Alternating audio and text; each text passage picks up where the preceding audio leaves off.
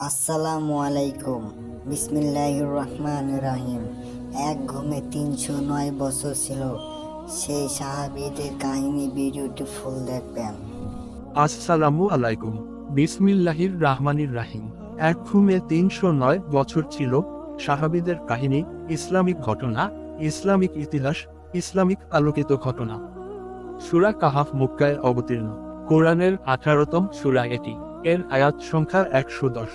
কাহাফ অর্থ গুহা। সূরায় গুহাবাসী ৭ তরুণের গল্প রয়েছে।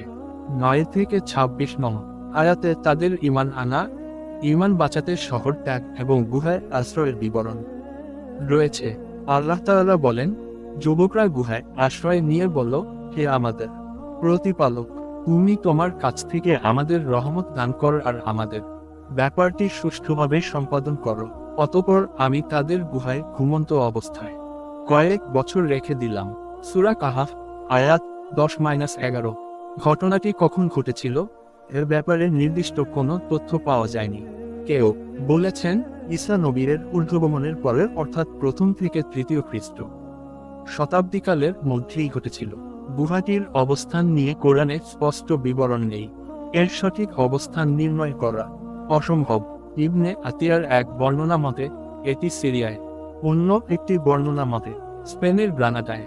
ইবনে কাসির রাদিয়াল্লাহু আনহু দ্বিতীয় মতটিকে প্রাধান্য দিয়েছেন। ইমাম কুরতুবী সহ অন্যান্য প্রায় সব তাফসীরকারদের মতে এটি আফসুস তথা তরসুস শহরে, যা এশিয়া মহাদেশের পশ্চিম উপকূলে অবস্থিত। তাফসীরে মাআরিফুল কোরআন ৭৯৯। ইবনে আব্বাস রাদিয়াল্লাহু আনহু বলেন, আসহাবে কাহাফের গুহা এলা আকাবা উপসাগর এর কাছে, অর্থাৎ জর্দানে অবস্থিত। তাফসীরে তাবারি খণ্ড ১৭ পৃষ্ঠা ৬০২। বেশ কিছু লক্ষণের ওপর ভিত্তি করে যুগের অনেক গবেষক গুহাটি জর্দানে হওয়ার মতটিকেই প্রাধান্য দিয়েছেন। তখন সমাজ ছিল অবিশ্বাসে ভরা। সবাই ছিল মুশরিক। কারো মধ্যে একাত্মবাদের বিশ্বাস ছিল না। বাদশাহও ছিলেন মূর্তিপূজক। সে সময় ৭ যুবক মূর্তিপূজার বিষয়টি মানতে পারছিলেন না। কল্পিত উপাস্যের উপাসনা তাদের বিবেককে নাড়া দিয়েছিল। পাথরের মূর্তিকে খোদা মানতে তাদের চিন্তা বাধা দিয়েছিল। তারা পৃথিবীর সৃষ্টি, আকাশের সৌন্দর্য, বাতাসের গতিবেগ, জীবন মরণের রহস্য দেখে আসল সৃষ্টিকর্তাকে খুঁজছিলেন। তারা পরস্পরের মূর্তিপূজা ও শিরকের বিরুদ্ধে ঘৃণা প্রকাশ করছিলেন।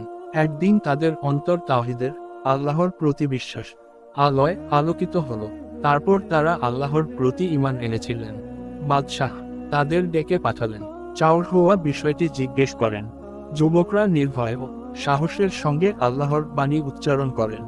বাদশাহ ব্যাপারটি অপছন্দ করেন। তারপরও তিনি পুনর্বিবেচনার জন্য যুবকদের কিছুদিনের অবকাশ দেন। যুবকরা নিজেদের মধ্যে পরামর্শ করে সিদ্ধান্ত নিলেন, কোনো পাহাড়ের গুহায় আত্মগোপনে থাকা উচিত। কাসাসুল কোরআন খণ্ড ৯ পৃষ্ঠা ২২। বাদশাহ খবর জানতে পেরে তাদের হত্যার ঘোষণা দেন। ফলে ঈমান রক্ষার জন্য তারা বেরিয়ে পড়েন। পাহাড়ের গুহায় আশ্রয় নেন। তাদের সঙ্গে একটি কুকুরও ছিল। কুকুরের নাম ছিল কিতমির। কিতমির গুহামুখে বসে তাদের পাহারা দিল। বাদশাহর বাহিনী তাদের খুঁজে পেল না। গুহার অভ্যন্তর ছিল বেশ প্রশস্ত। সেখানে জীবন রক্ষার প্রাকৃতিক সব উপকরণ ছিল। একদিকে গুহার মুখ, অপরদিকে বায়ু চলাচলের পথ। এর মাধ্যমে সব সময় সতেজ বায়ু ভেতরে প্রবেশ করে এবং বেরিয়ে যায়। গুহাটি উত্তর দক্ষিণে লম্বালম্বিভাবে অবস্থিত। ফলে সূর্যের উদয়াস্তের সময় তার আলো ভেতরে প্রবেশ করতে পারে না, কিন্তু মৃদু ও হালকা আলো সব সময়েই পৌঁছতে পারে।